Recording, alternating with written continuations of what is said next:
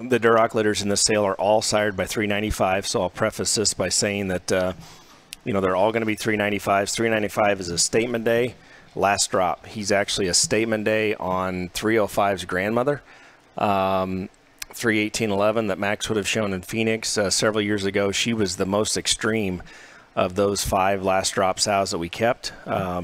She was way out there from a red gilt perspective back then, and she's maintained that uniqueness even as a sow in the lot today. Bred her to statement day, kept 395. He was short-titted, or is short-titted, and we don't have any of the gilts in this offering, but we are offering the males here, as you can tell.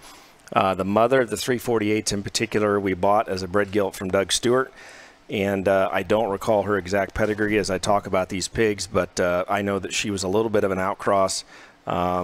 In other words, I don't think she has any last drop or statement day, of course, in her. But a really neat female that I'm really excited to work with here at the farm. 45-6 is her notch. So again, these 348s are out of 395, and that's a statement day son. And then this one's actually out of a sow from Doug Stewart. A different looking kind of a deal here for a red one. To have that kind of bone, that kind of arm size, and then to have that kind of lateness and maturity and look up front, it's not something that's always easy to do. And I think his skull and his look up front reads very exciting for the red breed. And then from their back, he's short-bodied, long-hipped, and still very just green and you know, just later coming in terms of his muscle and just power from behind. And you know, you start factoring in the way that these red ones have usually always performed and fed. Muscle and width is usually never a problem at the end, especially with the ones from here. And you know, this thing's build, his elegant look up front, his skeleton is going to carry him a long ways. And no doubt at the end of the day that this one looks like he's got a chance to be the real deal, something that looks like he could be very, very exciting as a big one.